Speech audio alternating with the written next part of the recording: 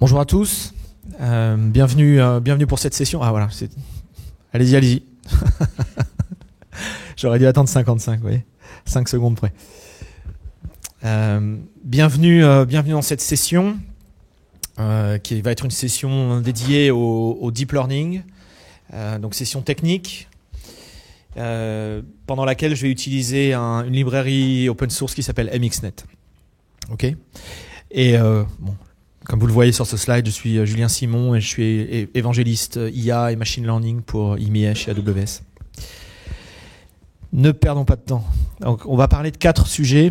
Le premier sujet, c'est pourquoi est-ce que l'âge du deep learning est arrivé. Pourquoi maintenant? Pourquoi depuis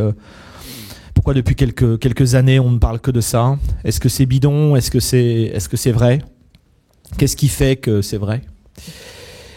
Ensuite, on va regarder un certain nombre d'applications du deep learning, parce que la technologie pour la technologie, bon, c'est bien, mais on essaie de réaliser des applications. Donc, je vais vous montrer un ensemble de projets, un ensemble d'utilisations chez des clients de deep learning, et vous verrez qu'on arrive à faire des choses assez marrantes. Ensuite, très rapidement, je vous parlerai d'MXNet dans les grandes lignes. Rapidement, parce que l'objectif c'est d'aller effectivement sur des démos et de vous montrer du code, d'accord, d'où la nécessité d'avoir pris un café avant cette session. Pour commencer, j'aimerais juste rappeler 2 ou 3 définitions pour être sûr qu'on parle tous bien de la même chose. L'intelligence artificielle, c'est concevoir des systèmes qui vont être capables de présenter des comportements de type humain. Par exemple, la capacité à parler, la capacité à comprendre le langage naturel, la capacité à interagir avec nous en langage naturel, la possibilité pour des machines de mener des raisonnements complexes, pas juste de suivre des instructions programmées par un développeur. Et puis idéalement, la capacité à prédire, la capacité à avoir de l'intuition et la capacité à trouver des solutions à des problèmes seuls, sans être explicitement programmé. Et d'ailleurs, alors l'IA est une grande une science qui existe depuis des décennies, qui contient plein de sous-domaines, et l'un de ces domaines, c'est le machine learning. Donc pour une fois, la traduction française qui est apprentissage automatique est plutôt bonne, puisque c'est exactement ce qu'on veut faire. Le machine learning, c'est permettre à des machines d'apprendre à partir de jeux de données sans être explicitement programmées. Donc on va pas écrire du code explicite, on va utiliser des algorithmes standards qu'on va appliquer sur des jeux de données, et la machine seule va apprendre à prédire ou à classer ce jeu de données seule. Et à l'intérieur du machine learning, il y a une sous-catégorie qui s'appelle le deep learning, qui vise elle aussi à permettre aux machines à apprendre automatiquement, mais cette fois à apprendre sur la base de jeux de données très complexes, très peu structurés, où les features ou les variables ne sont pas explicites. En machine learning, par exemple, si on veut utiliser des logs web pour prédire des clics sur des bannières ou ce genre de choses, qui m'ont préoccupé pendant quelques années à une certaine époque, on va prendre donc des logs web, et dans ces logs web, on va voir des variables explicites. On va voir l'heure, la date, l'identifiant de l'utilisateur, quel navigateur il utilise, sur quelle URL il était, sur quelle bannière il a cliqué, etc., etc. Et le jeu, parmi ces 40 ou 50 variables, ça va être de trouver celles qui sont le plus importantes pour construire un modèle. Maintenant, si on travaille avec de la voix, si on travaille avec des images, si on travaille avec de la vidéo, si on travaille avec des textes, quelles sont les features ? Quelles sont les features de ma voix, et si je prends une photo de cette salle de plusieurs millions de pixels, quelles sont les features que je dois utiliser dans cette image pour dire qu'il y a tant de personnes et tant d'hommes et tant de femmes, etc., etc. Est-ce que tous les pixels sont importants? Probablement pas. Et en tout cas, si on essaie d'appliquer des algorithmes traditionnels de machine learning avec des quantités de variables élevées, ça marche pas du tout. Donc on s'appuie en deep learning sur une technologie spécifique qui s'appelle les réseaux de neurones, dont on va beaucoup parler tout à l'heure. Alors pourquoi est-ce que l'âge du deep learning est arrivé? Puisque cette technologie, ces réseaux de neurones, existent depuis la fin des années 40. Les premières publications datent de cette époque-là. Les premières applications concrètes datent du milieu des années 50. C'était déjà de la reconnaissance d'images, comme quoi l'obsession ne date pas d'hier. Mais voilà, on avait cette théorie. Alors elle a progressé au fil du temps, mais les bases ont vraiment été posées dans les années 50, 60, 70. Pour faire du deep learning, je l'ai dit à l'instant, il faut des algorithmes, mais il faut des jeux de données. Et donc il faut des jeux de données digitaux, ce qui pendant très longtemps a été un problème. Vous vous souvenez de la taille maximum du disque dur dans les années 90 ? Bon. Je ne parle pas des années 80 et je ne parle pas d'avant. Hein. Bon. Donc avoir des jeux de données digitaux tout court et avoir des jeux de données suffisamment gros pour permettre à des réseaux de neurones d'apprendre, hein, ce qui est quand même une des marques de fabrique du deep learning, c'est on a besoin de beaucoup de données. Okay. Donc l'indisponibilité de ces jeux de données finalement ne permettait pas, même avec des algorithmes intéressants, d'obtenir des résultats. Et quand bien même on aurait eu des jeux de données, quand on a commencé à avoir des jeux de données digitaux, donc on va dire dans les années 90, les années 2000, des photos, etc., et qu'on a commencé à les appliquer sur des réseaux de neurones, on s'est trouvé confronté au problème de la puissance de calcul. Hein, vous vous souvenez du processeur que vous aviez dans votre PC dans les années, même au début des années 2000 ? Bon. Alors on était content à l'époque, mais maintenant c'est ridicule. Et donc cette combinaison des algorithmes et des jeux de données, elle nécessite une puissance de calcul assez importante. Ce sont des opérations mathématiques qui sont pas hyper compliquées, qui sont essentiellement de l'algèbre, des calculs de matrices, etc., mais qui se font à grande échelle. Et donc il faut de la puissance de calcul. Et avec un CPU seul, on n'y arrive pas.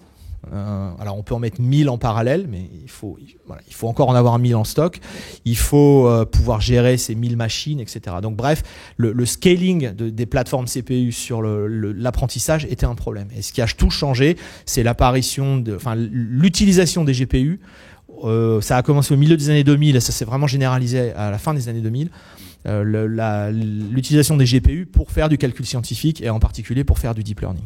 Et ça a vraiment été une étincelle qui a permis de commencer à travailler. Donc ça a permis aux chercheurs de commencer à travailler, mais quid j'allais dire des gens normaux, vous me passerez l'expression, des gens comme moi, qui sont des ingénieurs, qui sont des développeurs, qui sont pas là pour faire de la recherche, qui veulent intégrer de l'intelligence artificielle dans des applications de la vraie vie. Donc pendant longtemps, ça a été compliqué, et puis progressivement, on a vu apparaître des outils, des librairies comme TensorFlow, MXNet, etc., qui finalement ont ouvert au plus grand nombre, en tout cas à la communauté des développeurs, la possibilité de faire du deep learning, sans être dans un labo de recherche et en utilisant des briques sur étagère. Donc tout ça a permis, comme je le disais à l'instant, à de nombreuses personnes, de nombreuses entreprises de s'attaquer à ces problématiques. Aujourd'hui, on a beaucoup de clients qui font du machine learning et de l'IA sur AWS. Je donnerai quelques exemples au fil de la présentation. Hein. C'est une présentation plutôt technique, donc je vais être un peu plus léger sur les cas d'usage, mais je vous donnerai les références pour en savoir davantage sur tous ces différents cas d'usage, qui ne sont qu'un extrait. Notre stack aujourd'hui, elle ressemble à ça. Alors je dis aujourd'hui parce que notre conférence annuelle qui s'appelle Reinvent, que vous connaissez sans doute, a lieu dans 2 semaines et quelques maintenant à Las Vegas, et c'est typiquement là qu'on fait les grosses annonces. Donc ce tableau de famille va évoluer, mais pour l'instant, voilà, on parle de ça. Donc si vous avez assisté à la session d'Alexandre tout à l'heure, il a dû vous parler de la couche du haut, hein, Lex, Poly, qui y était, juste par curiosité? Ok, ouais, pas mal de monde, bah ok, c'est ça, c'est bien. Donc il a dû vous parler de ces services-là, qui sont des services super simples à utiliser, qui ne nécessitent aucune expertise, en tout cas aucune expertise d'IA.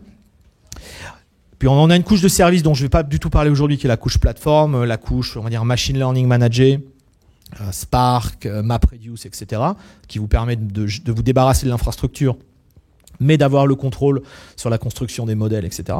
Et puis la couche dont je vais parler aujourd'hui, qui est la couche vraiment, on va dire, la plus basse en termes de soft, qui va vous permettre d'exécuter des modèles, enfin, d'entraîner et d'utiliser des modèles bâtis sur l'une ou l'autre de ces librairies open source. Okay. Et puis bien sûr, en bas, on a de quoi faire tourner tout ça. Donc on a des instances CPU, des instances CPU plus GPU, des instances CPU plus FPGA. On est capable de faire des déploiements IoT et bien sûr, on est capable de déployer des modèles aussi sur mobile. Et je dirais juste un mot de hardware avant de passer directement au deep learning. On a annoncé très récemment deux nouvelles familles d'instances. Alors par ordre chronologique, donc fin octobre, on a annoncé le support pour le nouveau GPU d'NVIDIA, le Volta, qui est un monstre absolu. On est le seul fournisseur cloud à en disposer aujourd'hui. Il est disponible dans 3 tailles d'instances. Et en fait, oui, il y a 2 jours, on est très heureux d'avoir lancé la nouvelle famille de processeurs Intel qui est basée sur l'architecture Skylake. Donc chez nous, c'est ce qu'on appelle la famille C5, qui vont vous fournir un gain significatif de performance par rapport à l'ancienne famille et qui ont un certain nombre d'optimisations matérielles, vectorielles pour les maths en général. Et bien sûr, on va mettre ça à profit pour du deep learning. Okay, donc voilà, AWS, c'est pas juste du soft, c'est pas juste des services, c'est aussi beaucoup d'innovation hardware. Alors passons à quelques exemples maintenant d'applications. Alors on va aller du plus classique au plus bizarre, je sais pas, on va voir comment on fait. Alors le Hello World du deep learning, c'est de classer des images. Ok. Alors on va faire un petit exemple. Là, j'ai pris 2 images qui sont issues d'un dataset qui s'appelle ImageNet. S'il y a des gens qui font du deep learning dans la salle, ils connaissent forcément ImageNet. Donc, c'est deux beaux chiens.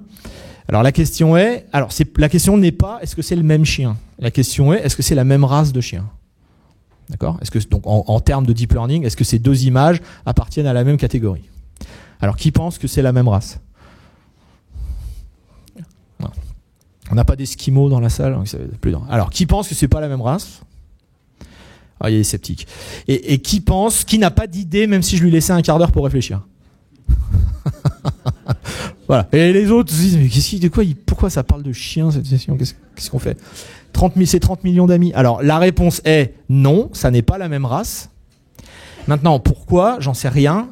Et vous ne culpabilisez pas si vous êtes trompé, parce que j'ai fait exactement j'ai fait ce test un peu partout où je passe, et quand je le fais en Scandinavie ou au Canada, ils se trompent tout autant qu'en Italie ou ailleurs. Donc voilà, voilà.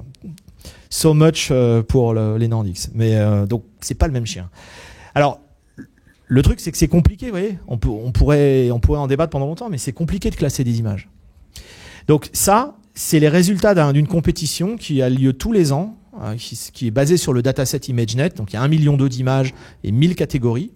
Et donc le but, c'est de construire un modèle qui classe le plus précisément possible les images. Donc on a commencé en 2010 avec un taux d'erreur de 28%, c'est la ligne bleue. Bon, et puis vous voyez, au fil des années, ça descend. Et donc on arrive à 2016 avec un peu moins de, je crois que c'est 3, je me souviens jamais du chiffre, oui c'est 3%. 3% d'erreur. Okay, et les barres rouges, c'est le nombre de couches présentes dans le modèle qui a gagné, le nombre de couches de neurones. Donc vous voyez, on part de 0, ou une seule couche en fait, et puis ça monte progressivement. Et on voit qu'il y a une corrélation entre la profondeur des réseaux de neurones et puis leur capacité à prédire correctement. Okay, alors 3%, c'est bien, c'est pas bien. À votre avis, un humain moyen, quel score ferait-il ? Un humain moyen dans un état normal. Voilà, je vous donne 1,2 million d'images à classer dans 1000 catégories. Combien d'erreurs vous allez faire ? En supposant que vous arrivez à rester concentré pendant 1,2 million d'images, ce qui évidemment n'est pas le cas. Alors, qui dit plus de 10%? Ok. Qui dit moins de 3%? Vous n'avez pas foi en la race humaine, hein, c'est triste. Bon. La réponse est 5, donc vous avez raison. Donc le taux d'erreur, c'est 5% en moyenne. Okay. En pratique, ça serait beaucoup plus. Et puis il y a une question à laquelle on ne répond pas, c'est combien de temps il vous faudrait pour classer ce 1,2 million d'images en 1000 catégories, hein. Sans doute beaucoup plus de temps qu'une famille de GPU affamée. Donc ce problème-là, aujourd'hui, il est considéré comme résolu. Donc, on admet que voilà, des réseaux de neurones aujourd'hui sont capables de classer des images bien mieux que des humains. Et alors c'est pas juste une compétition scientifique, il y a des clients qui font ça. Par exemple, on a Expedia, que tout le monde connaît. Expedia, leur problème, c'est d'avoir sur les pages qui décrivent les hôtels les meilleures images possibles, celles qui mettent le plus en valeur l'hôtel, parce qu'évidemment ça a un effet sur la conversion. Donc ils ont 10 millions d'images sur 300 000 hôtels, donc ça en fait quand même beaucoup. Alors certaines images sont super, hein, celles-là sont plutôt réussies, c'est plutôt ça qu'on a envie de montrer, hein, davantage que ça par exemple. Hein, le réacteur nucléaire en arrière-plan, bon, enfin, c'est moyen. Hein. L'hôtel peut être sympa, mais j'ai pas envie de voir ça de ma chambre. Quant à l'autre photo, j'en parle même pas. Donc, qu'est-ce qu'ils ont fait ? en fait, ils ont pris un modèle de reconnaissance d'image qui était déjà entraîné, donc qui était sur étagère. On en parlera tout à l'heure. Et ils l'ont affiné sur un ensemble de 100 000 images. D'accord, donc extrait de leurs 10 millions d'images. Donc 100 000 images qu'ils ont étiquetées, avec un score de qualité absolue de 0 à 10, j'imagine, et puis par catégorie de voyageurs. C'est-à-dire, en gros, si vous êtes un voyageur business et qu'il y a un business center dans l'hôtel, c'est peut-être important de montrer cette photo-là. Puis si vous voyagez avec vos enfants et qu'il y a un super club enfant, c'est bien aussi de montrer ça. Donc vous voyez, il y a un double niveau. Un niveau de qualité, on va dire, perçu, et puis un niveau une affinité au type de voyageur. Donc ils ont utilisé une librairie open source qui s'appelle Keras pour faire ça, et ils ont fait tourner ça sur GPU, sur AWS, et donc ils sont arrivés à une précision qui est très intéressante. Et donc maintenant, ils ont intégré ce feature en production, et les images que vous voyez sont effectivement des images qui sont prédites et sélectionnées en temps réel par leur modèle. Si vous voulez en savoir plus, il y a une vidéo de la conférence où ils expliquent tout ça bien en détail sur le blog d'NVIDIA. Alors un autre exemple, Condé Nast, qui est un très gros acteur, un très gros publisher américain. Ils ont des centaines de sites web. Enfin, je sais pas, Ars Technica pour les gens qui connaissent ça. Enfin, c'est un site parmi des dizaines ou sans doute des centaines. Donc très gros acteurs médias aux US. Alors eux, ils se sont dit, ils ont fait une expérimentation où ils veulent reconnaître les sacs à main pour femmes dans les photos. Pourquoi pas? Donc ils ont pris 17 000 images sur Instagram de 7 marques. Ils ont pris un modèle préentraîné, là aussi, sur ImageNet, donc sur étagère. Là aussi, un peu comme Expedia, ils l'ont affiné. Alors cette fois avec le TensorFlow, donc une autre librairie, toujours en utilisant les instances GPU. Et donc vous voyez qu'ils arrivent à des scores qui sont très corrects. Ils arrivent à reconnaître à peu près toutes les marques. Alors ça va de 78% à 97%. Donc c'est plutôt bien. C'est des photos qui ont tendance à être plutôt complexes. Et ils ne se sont pas arrêtés là, ils se sont dit maintenant on voudrait reconnaître la couleur des sacs aussi. Alors ils ont utilisé, donc voilà un exemple, donc voilà une image type, et donc ils ont utilisé un modèle particulier qui leur dit, donc on voit bien le sac à main, et en fait il y a certaines zones du sac à main qui vont être beaucoup plus impactantes pour prédire que d'autres. D'accord ? Donc là le carré rouge en l'occurrence, c'est la zone qui finalement permet au réseau de neurones de décider que c'est un sac. Alors, mesdames, vous me direz, moi, j'en sais rien. Une idée ? Ah, voilà, vous êtes battus par le réseau de neurones, une fois de plus. Donc, on va dire Gucci, par exemple. Donc cette zone-là, elle tape, elle score très très haut dans le réseau. Et c'est cette zone de l'image qui permet au réseau de dire oui, c'est un sac Gucci ou un sac Chanel ou autre chose. Donc en fait, ils prennent cette zone-là et puis ils appliquent un algorithme de reconnaissance de couleur. Et donc ils sont capables de dire ensuite que la couleur, alors là on voit pas, c'est écrit trop petit, mais qu'à 90% ce sac est rose. Okay, donc non seulement ils font de la classification, mais une fois qu'ils ont la classification, ils vont finalement entre guillemets zoomer sur les parties les plus importantes de l'image, telles que le réseau les comprend, pour aller en plus faire de l'extraction de couleurs. Ça, je trouve que c'est, moi je sais pas, mais si j'étais e-commerçant ou je sais pas, ça m'intéresserait cette histoire. Ça m'intéresserait. Donc ça, c'est la classification. Alors un autre exemple que vous avez peut-être déjà eu, c'est la détection d'objets. C'est un peu différent. La détection d'objets, on va essayer de trouver dans une image tout ce qui est présent. Donc on va mettre pour chaque objet ou chaque personne détectée, on va le localiser précisément. On a les coordonnées, on a la nature de ce qui est présent dans le rectangle, et puis on a une probabilité. Okay, donc il y a plein d'algorithmes qui savent faire ça, les single shot detectors, etc., etc. Et là, vous avez deux exemples de projets open source qui sont basés sur MXNet et qui produisent ce genre de résultats. Okay, donc vous pouvez récupérer ça et soit jouer avec, soit même vous en servir. Un cas un petit peu plus compliqué, la segmentation. Donc la segmentation, c'est finalement une extension de la détection, où cette fois, on veut pas juste le rectangle, on veut vraiment les contours. Okay, donc là, vous voyez, bon, là ici c'est un exemple avec des véhicules et des piétons. Donc bien sûr, on a le rectangle, mais on a aussi les contours, parce que quand on conduit, les contours sont importants. Et là aussi, c'est un projet open source que vous pouvez directement utiliser. Il a été réalisé par une société qui s'appelle TuSimple, qui est un de nos clients d'ailleurs. Et qu'est-ce qu'ils font TuSimple ? Pourquoi ils s'intéressent aux voitures ? Ils s'intéressent aux voitures parce qu'ils font des systèmes de conduite autonome. Donc on peut imaginer qu'effectivement, permettre aux voitures et aux camions de voir ce qui est devant eux, c'est plutôt intéressant. Et en fait, au mois de juin, ils ont fait rouler, enfin, le camion a roulé, on devrait dire. Le camion a roulé tout seul, donc de l'Arizona en Californie, basé sur un modèle entraîné avec MXNet, bon, et puis d'autres briques de technologie. Il y a plus d'informations sur le lien d'Aurélie. Donc vous voyez, on n'est pas juste sur des projets open source de gens qui jouent, qui bricolent, on est aussi sur des applications réelles. Vous aurez peut-être ça dans votre voiture prochainement. Alors encore un autre exemple, la détection de texte et la reconnaissance de texte.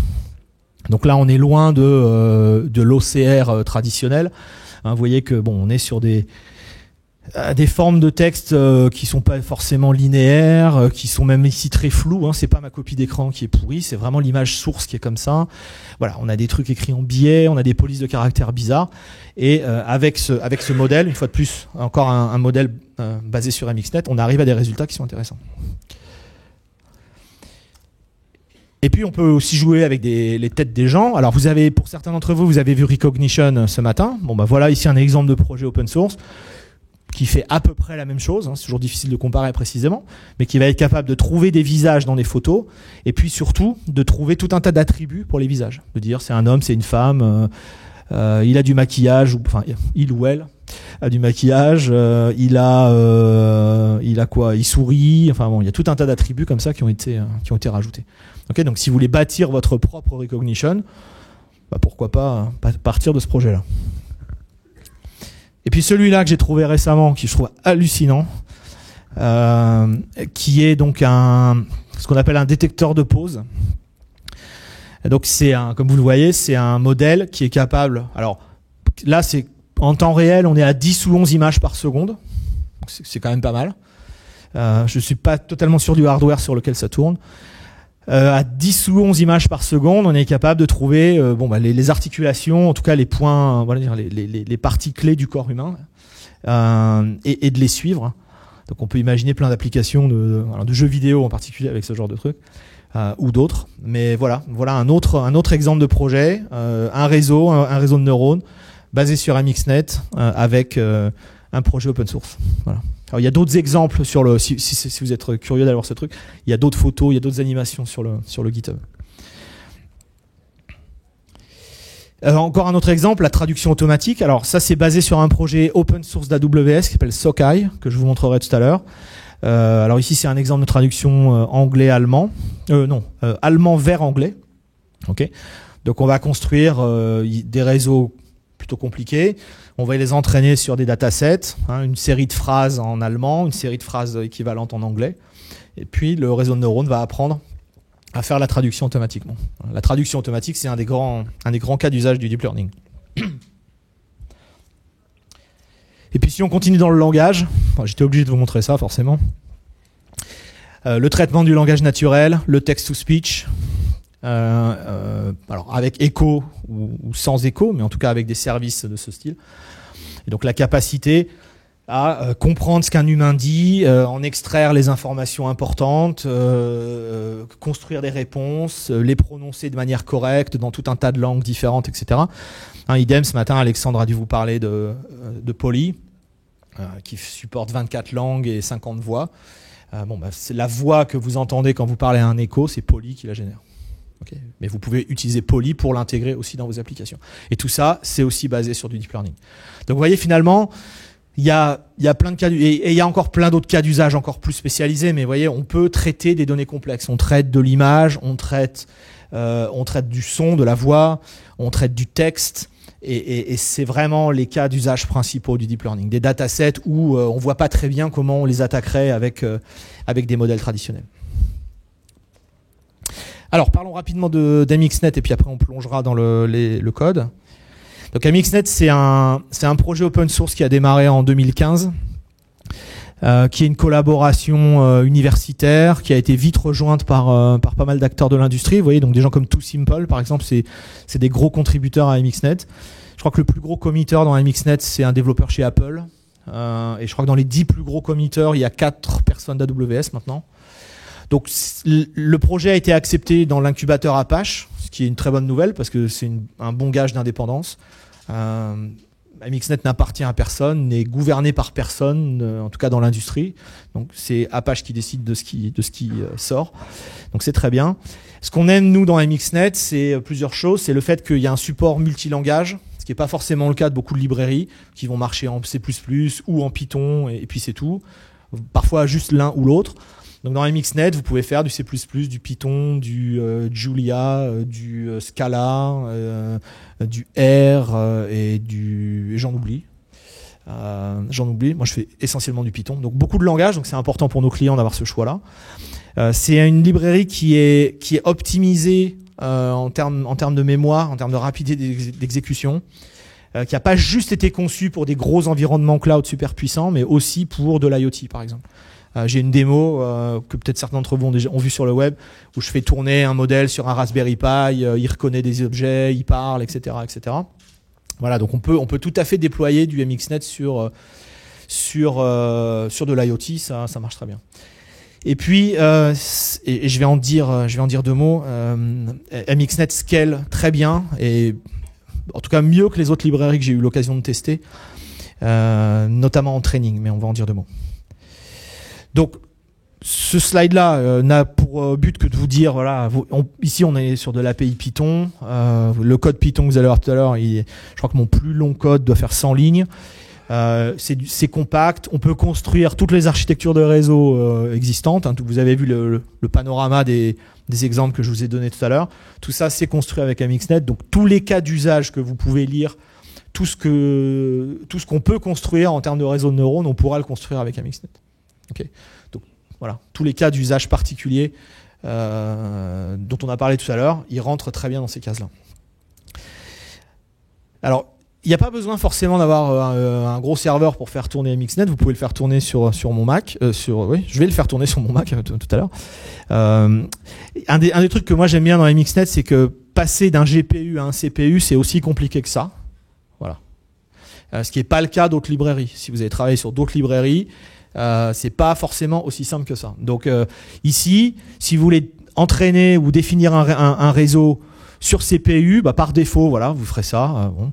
Et puis si vous voulez le faire sur GPU, il vous suffit de rajouter ce paramètre GPU 0. Et si vous voulez utiliser plusieurs GPU, vous utilisez plusieurs GPU. Donc vous passez de l'un à l'autre de manière super simple, ce qui est bien pratique parce que ça permet de développer quelque chose sur son poste et où on n'a pas forcément de CPU. Vous prenez ce code-là, vous le mettez sur un serveur GPU, vous changez juste une ligne de code et c'est tout. Et automatiquement, il va utiliser le ou les GPU qui sont disponibles sur la machine. Donc ça, c'est un gros avantage. Et puis j'ai parlé du scaling tout à l'heure. Ça, c'est un exemple de training de très gros modèles de classification d'images de 1 à 256 GPU. Et donc la courbe rouge, c'est le scaling idéal. Okay, donc le scaling idéal, c'est quand je mets 256 GPU, ça va 256 fois plus vite que quand j'en mets un. Okay, c'est le scaling linéaire. Et donc on voit que pour les réseaux complexes comme Inception ou ResNet, on est très très proche de l'idéal. Donc on reste entre 88, 92%, même un peu plus de linéarité. Ce qui veut dire que si vous avez un très gros dataset que vous entraîniez jusque-là, peut-être sur un GPU, bon, disons que ça prenait 16 jours. Si vous mettez 16 GPU sur la tâche de training, ça va prendre un jour. Voilà. Et si vous en mettez 32, ça risque de prendre une demi-journée. Et voilà, et on pourrait continuer comme ça longtemps. Donc ça, ce scaling linéaire d'MXNet, c'est une propriété qui est relativement unique et qu'on ne retrouve pas dans les autres librairies. Donc pour les clients, pour ceux de nos clients qui ont des très gros datasets, c'est évidemment un très gros avantage. Alors on va passer aux démos. Alors j'ai 4 trucs à vous montrer, on va voir si on a le temps. Bon, de toute façon, quand ils me jetteront dehors, ils me jetteront dehors. Donc on va faire une première démo où on va faire de la classification d'images avec un modèle pré-entraîné. Donc je vais prendre un modèle, je vais le charger, je vais lui balancer des images. On va voir ce qui se passe. Alors, ensuite, je vais prendre un modèle pré-entraîné et je vais l'affiner sur un sous-ensemble du dataset. Et on va voir ce qui se passe. Ensuite, on va faire un training à partir de 0 sur 2 modèles. On va prendre un dataset d'images et puis on va voir si on arrive à l'apprendre correctement. Et puis on va faire un 4e exemple qui est le projet que je mentionnais tout à l'heure qui s'appelle Sokai, qui fait de la traduction allemand-anglais. Ok ? Alors je vais m'asseoir. va être compliqué de tenir le micro.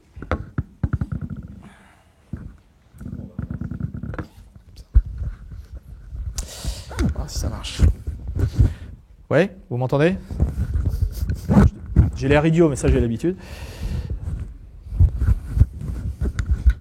En plus c'est filmé, super. Ah ouais, on va faire comme ça. Bon. Ou sinon je vais parler très très fort. Ou sinon je vais taper d'une main. Puis je vais faire des erreurs et puis vous vous moquerez de moi. Alors en avant. Donc premier exemple, classification d'image. Alors là je vais le faire localement. Donc là je suis sur mon Mac qui n'a pas de GPU. Ah pardon, excusez-moi. Oui, il faudrait basculer.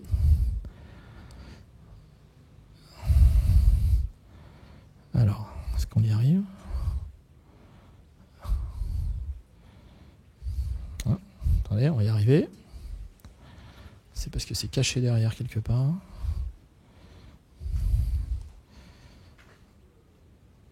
Voilà. Ça devrait être mieux. Ok. On va s'assurer qu'on a quand même tout l'écran. Voilà. Vous arrivez à lire au fond, ça va?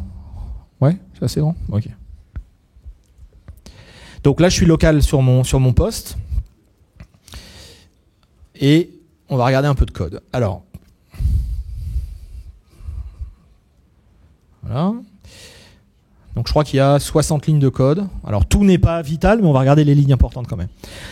Donc le premier truc, c'est comment est-ce que je charge un modèle. Déjà, où est-ce que je trouve un modèle pré-entraîné? Alors dans MXNet et dans d'autres librairies, il y a un truc qui s'appelle généralement le Model Zoo, qui est un ensemble de modèles qui sont pré-entraînés sur des datasets de classification souvent, et que vous pouvez juste télécharger et utiliser. Donc c'est ce que j'ai fait ici, je les ai téléchargés. Pour charger un modèle dans MXNet, c'est une ligne de code. Okay, vous faites load checkpoint, le nom du modèle, et c'est tout.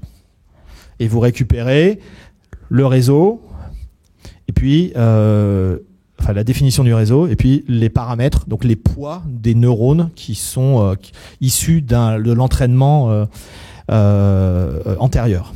Okay, c'est tout.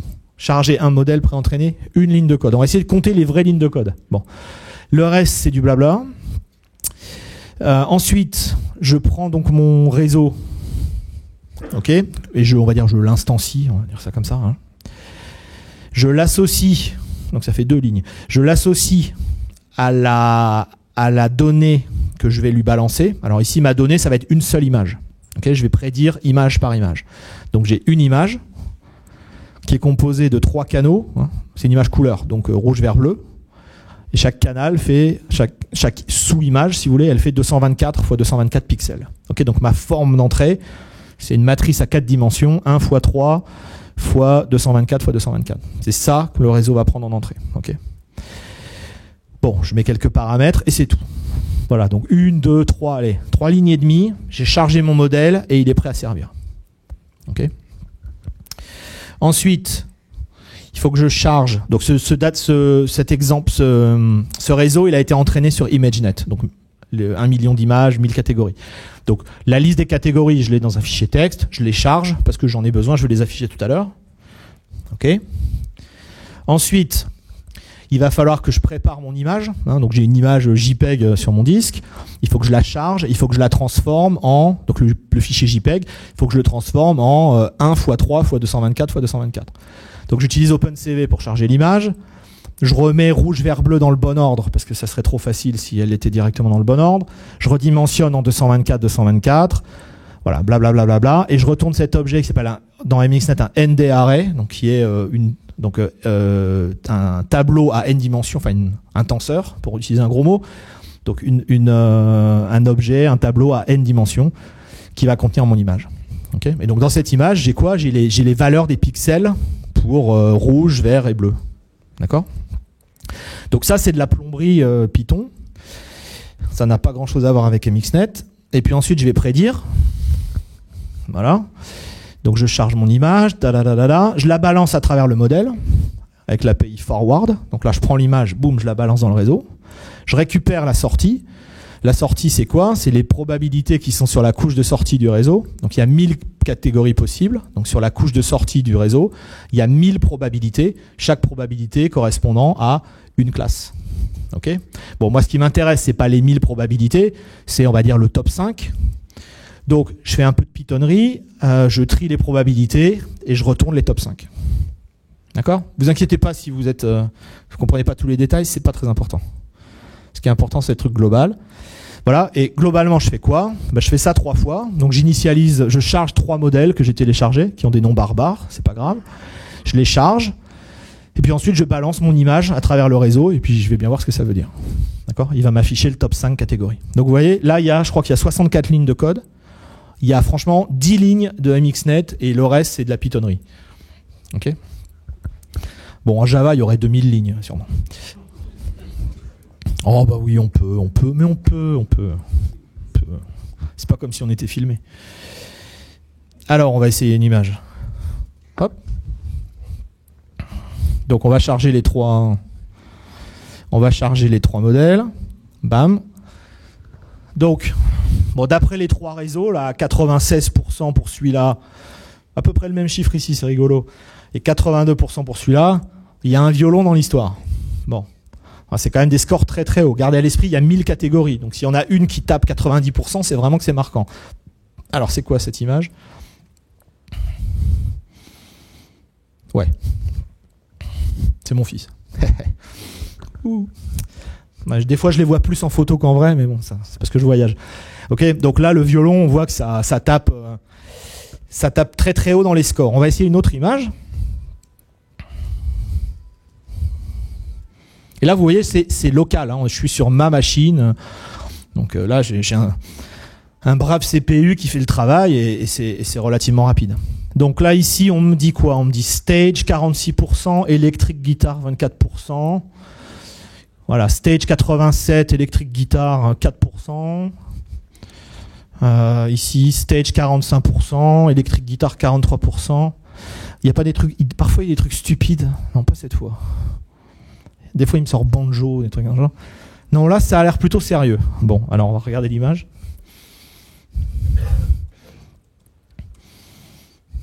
Ouais. Bon. Alors, gardez à l'esprit, oui. Ah, alors, c'est ce que j'allais dire, mais merci pour la question. C'est que dans ImageNet, ce qui est le dataset qui a servi pour les 3 modèles préentraînés, il y a des objets, donc des objets du quotidien, et des animaux. Alors, pour cette photo-là, ma mère dirait que peut-être il y avait une catégorie. Mais bon, en ce qui me concerne, bon, non. Mais vous avez raison. Donc c'est d'ailleurs intéressant comme remarque, parce que ça prouve bien qu'un modèle, même un super modèle, il est aussi bon ou aussi mauvais que le dataset sur lequel il a été entraîné. Donc quand vous sélectionnez des trucs sur étagère, comprenez bien sur quoi ça a été entraîné. D'accord ? Oui ?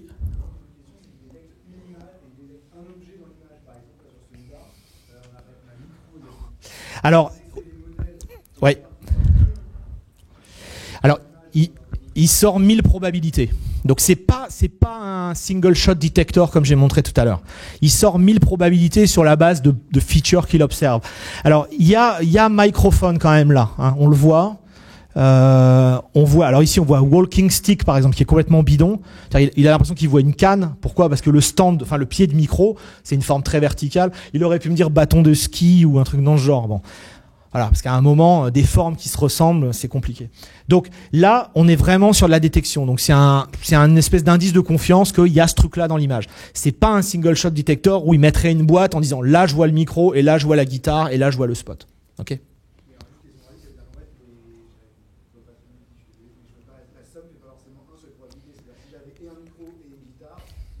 Alors, la somme des 1000 fait 1. D'accord ? La somme des 1000, pour les spécialistes, il y a la fonction softmax sur la couche de sortie qui s'assure qui normalise les probabilités et qui s'assure que la somme des 1000 fait bien 1. Donc c'est vraiment des probabilités qu'on voit. C'est pour ça que quand il y en a un qui sort à 80%, ça veut dire qu'on est sûr, quoi. Parce que 87 sur 100, sur une catégorie, effectivement, il reste 13% pour les 999 autres. Donc, ok. Mais ouais, bonne remarque. Ok, donc voilà un premier exemple. Et donc vous voyez, en très peu de code, on arrive à le faire. Alors, deuxième exemple, affiner un modèle existant. Alors ici, j'ai entraîné un modèle from scratch sur un dataset qui s'appelle CIFAR 10. CIFAR 10, donc c'est 60 000 images très petites dans 10 catégories que vous voyez ici. Ok, donc je l'ai entraîné, ça a pris quelques temps. J'ai entraîné un modèle ResNet, qui est un bon modèle, et j'arrive à une précision de 82%. C'est-à-dire que quand je passe, j'ai gardé 10 000 images pour la validation. Quand je passe les 10 000 images dans le réseau, j'ai une précision de 82%. Bon, c'est bien, c'est pas bien, on peut en débattre. C'est moyen, on va dire. Alors moi, mon problème du jour, c'est de reconnaître les voitures ou les chevaux. Voilà. Okay. Je veux reconnaître l'un ou l'autre, et je m'intéresse pas trop à dog, etc. Donc si je passe que les échantillons voitures et chevaux, j'arrive à une précision de 88%. Donc c'est un peu mieux. Mais ce que je pourrais faire, c'est réentraîner mon modèle en disant finalement oublie qu'il y a 10 catégories. Hein, tu vas garder tout ton training sauf le fait qu'il y a 10 catégories, et je vais juste réentraîner sur les voitures et les chevaux. Et on va voir ce qui se passe.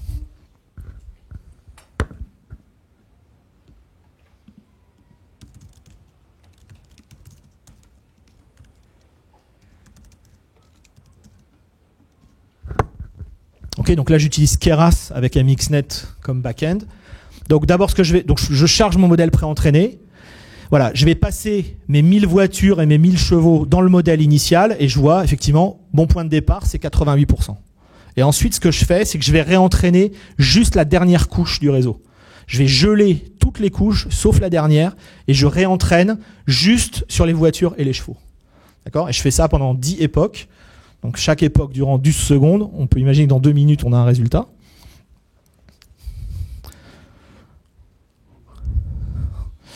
Alors, ResNet 50.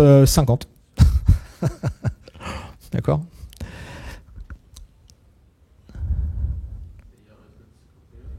Oui, il y a plein de versions. Ouais. Alors, il n'y a pas toutes les valeurs possibles, mais... Et donc on voit, on a presque déjà une idée des résultats, parce que on voit qu'après la première époque, on a déjà une précision de 98%. Ça veut dire qu'après, il me suffit de réentraîner juste la dernière couche pendant 12 secondes, et je gagne 10 points de précision. Donc c'est la technique à utiliser Expedia. Et c'est probablement la technique à utiliser Condé Nast également. Le fine-tuning, c'est une technique qui est hyper puissante. Okay, parce qu'on bénéficie de tout l'entraînement préalable, et finalement, on ne va réentraîner que les toutes dernières couches, et ici même juste la dernière couche du modèle, d'accord, en lui disant oublie qu'il y a 10 catégories, moi je te dis qu'il n'y en a que 2. Voilà. Donc c'est évidemment plus facile de classer dans 2 catégories que de classer dans 10. Et donc ça va me donner cette précision supplémentaire. Okay, et on va arriver à... allez, il reste encore 20 secondes. J'ai encore 20 secondes de blabla à tenir. Et on arrive à 80... Je pense qu'on est presque à 99% de précision. Okay, donc comment passer de 82 en général à 98 et presque 99 en 2 minutes? Comme ça. Fine-tuning. C'est une arme de guerre, c'est l'arme de guerre du deep learning. Beaucoup de gens essaient d'entraîner à partir de 0, etc.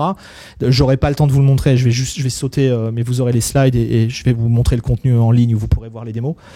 Le fine-tuning, c'est vraiment l'approche numéro 1 pour avoir des bonnes perfs. D'accord ? Oui. Si on avait vu réellement les 10 catégories, on aurait pu entraîner sur 50 catégories et ensuite réduire sur 10. Oui. C'est ça. Voilà, par exemple, on pourrait le faire sur ImageNet. On pourrait dire, je prends ImageNet avec les 1000 catégories, mais il y a peut-être que 10 catégories de chiens qui m'intéressent. Donc, je garde tout le training, sauf peut-être la dernière couche. Je réentraîne le réseau juste sur ces 10 catégories-là, et vous allez voir la précision qui va flamber. Voilà. Ok, donc on passe de 82 en général à quasiment 99. 2 minutes de training sur GPU. Un seul GPU. Alors je vais vous montrer, on a assez joué avec les images, je vais vous montrer Sokai. Là je l'ai fait sur un GPU. Le fine-tuning, c'est un seul GPU, il n'y a pas besoin de plus. Alors ici, donc c'est un modèle, donc c'est ce projet open source qui s'appelle Sokai, que j'ai installé. Là le réseau est prédéfini, je l'ai entraîné sur un jeu de données de news, en fait de titres, d'articles. Il y a plusieurs millions de phrases en allemand, plusieurs millions de phrases équivalentes en anglais. Ça a tourné à peu près 4-5 heures sur 8 GPU. Donc c'est quand même plus lourd. Enfin, c'est gérable. Et donc après, eh ben, on peut faire ça. Donc j'appelle, bon, j'ai un petit script pour invoquer le réseau. Ça, c'est des phrases que j'ai prises sur Wikipédia. Ah, ça n'a bien pas du tout marché. Non. Intéressant.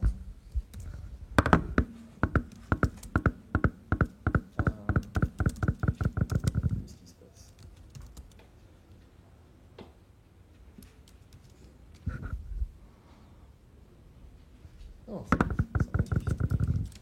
serais-je au mauvais endroit?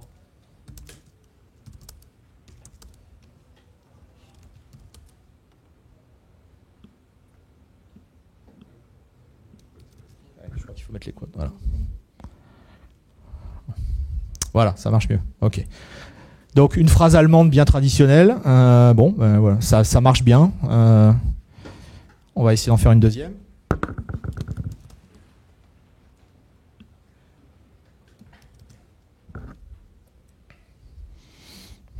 Voilà, donc c'est pas mal. Bon, c'est pas un anglais nickel, mais enfin, j'ai pas entraîné non plus pendant des jours et des jours.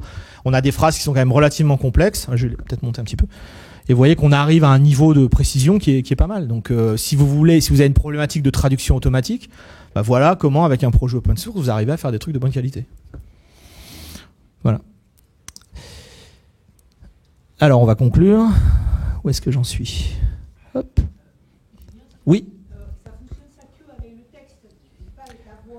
Alors oui, donc ce modèle-là, enfin Sokai, il travaille sur du texte. Donc c'est de l'apprentissage supervisé. Vous lui donnez les deux datasets, il apprend et puis il vous fait la traduction. Donc c'est un modèle pour une paire de langues, hein, bien sûr. Si vous voulez de l'allemand au tchèque, bon bah c'est un autre training.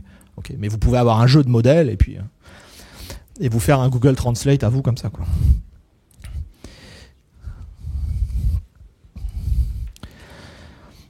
Alors il y a tous les liens, il y a quelques slides supplémentaires, il y a tous les liens là-dedans, vous trouverez tout ça.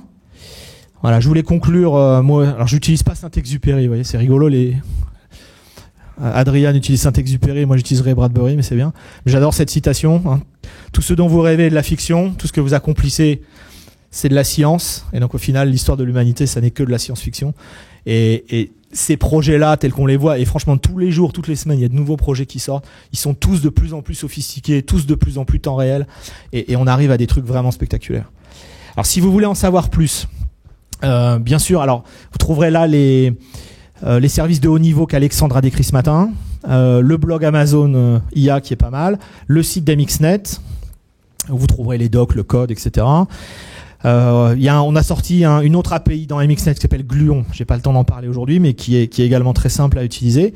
Donc je vous rappelle qu'il y a reInvent d'ici 2 semaines. Il y aura beaucoup d'annonces IA. Je peux au moins vous dire ça. Donc si ces sujets vous concernent et vous intéressent, suivez l'actualité de reInvent. Et donc ça, c'est mon blog sur lequel je poste régulièrement des articles MXNet, beaucoup de tutos, tous les exemples que vous avez vus là et plein d'autres, beaucoup plus détaillés, sont présents sur mon blog. Donc n'hésitez pas à aller jeter un œil et à aller lire ça. Okay, et puis à me faire du feedback, c'est toujours intéressant. Et puis le tout dernier point, c'est que du 11 au 15 décembre, on va animer une série de webinaires en français sur le machine learning et l'IA. Donc il y aura 2 webinaires par jour, chaque jour, donc ça fait 10. On parlera, donc c'est pour les débutants, pour les gens expérimentés, vous pourrez choisir parmi les 10 ceux qui vous intéressent le plus.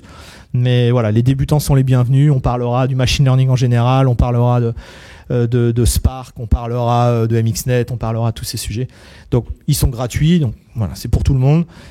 Vous trouverez toutes les infos à cette URL, n'hésitez pas à vous inscrire et puis vous pouvez poser des questions. Je sais pas s'il y a des gens qui suivent mes webinaires dans la salle, ouais, il y en a au moins 1 ou 2 que je connais là. Ils savent qu'on rigole bien généralement. Voilà, donc si vous voulez participer à ça, vous êtes les bienvenus. Voilà, j'ai fini, merci beaucoup. S'il y a des questions, tant qu'on se fait pas jeter dehors, on va y répondre. Sinon, on prendra les questions à l'extérieur. Je resterai encore un petit peu pour ne pas gêner le speaker suivant. Voilà, merci beaucoup et puis bonne fin de journée.